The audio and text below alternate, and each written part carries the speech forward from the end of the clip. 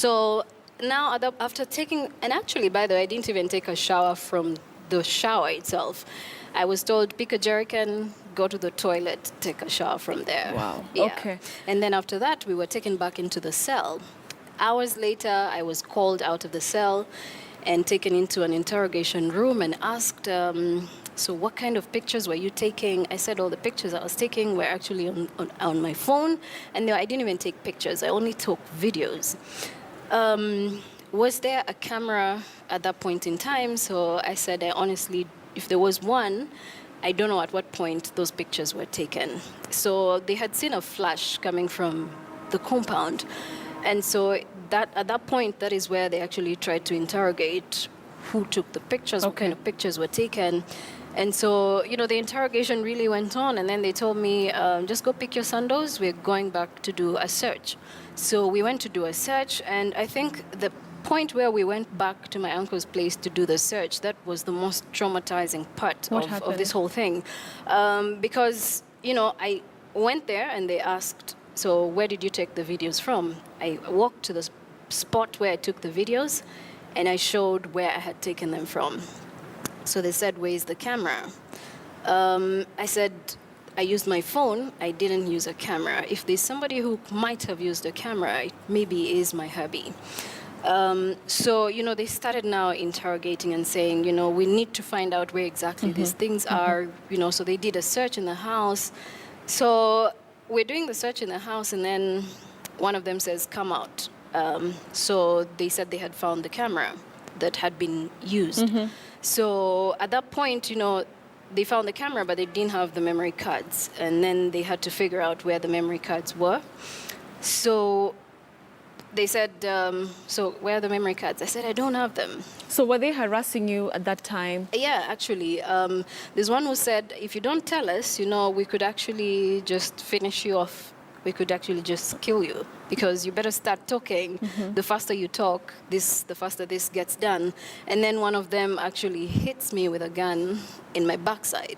Oh. And so I tripped and fell down. And then he said, just open up her top and check for the memory cards. We need to know where those memory cards are. So there was a lady officer there who unzipped my top and then checked all the way through my bra to figure out if there were memory cards in there. So she couldn't find them. And then one of the officers there said, take her and check her, check everywhere, check her private parts, whatever it is, as long as you get those memory cards. So I said, I actually don't have the memory cards.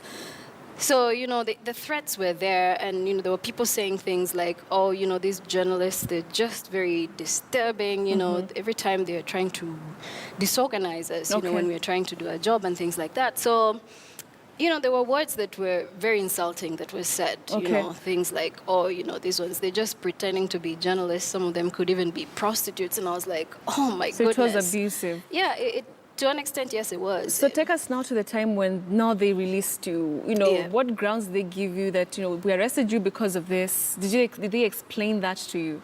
So after hours, because now they had to bring in my husband, who actually How was he taking this all by, It was actually new. He was shocked, but he didn't even know what to do. So he was just following instructions. They tell him to do this, he does it. So he's the one who showed where the memory cards were, because he was the last person to handle the camera. So we were brought back to the police station.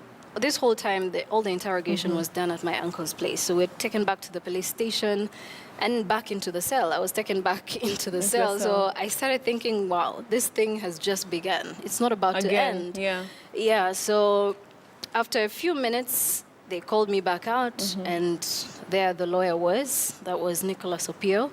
And he's the one who, gave me the courage. At that point, that's when I started to tear, actually, because it had been a very long day. Right. The interrogation had been so intense. And when I saw him, I probably thought there must be a ray of hope now that he's here. And that's when I started seeing a lot of people outside. There were journalists outside there.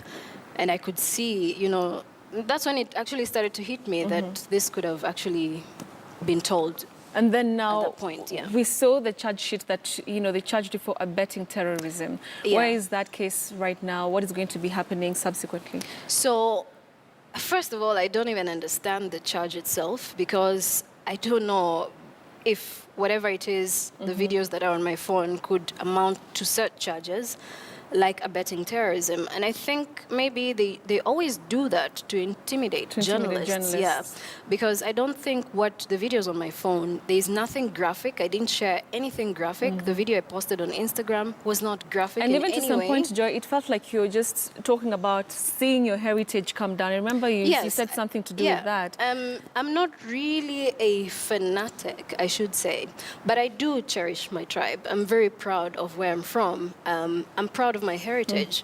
So anyone who sees flames, coming from a place that you think holds a certain part of your heritage, you get emotional because you're like, all of this is actually going in my eyes and I have nothing to do about it. Yeah, so that was the only video I posted on Instagram, and then a Facebook post as well, just talking about what I had witnessed that day. Witnessed. Yeah. All right, so we'll stop the conversation here and then we'll continue. I'm sure, what is going to be happening. You're going back to Uganda next week. I have a mention on the 8th. And so I hope that the authorities can actually realize that it was a mistake. It was a mistake. And, those charges are just ridiculous. So we'll be talking about that. And also, the support that you got. I'm sure, like you mentioned, you did not know that all these things were happening. Yes. Back in Kenya, and even in Uganda. So we'll be talking about that reaction. Yeah. And, what next? Well, we'll be talking about that shortly, Joy. All right.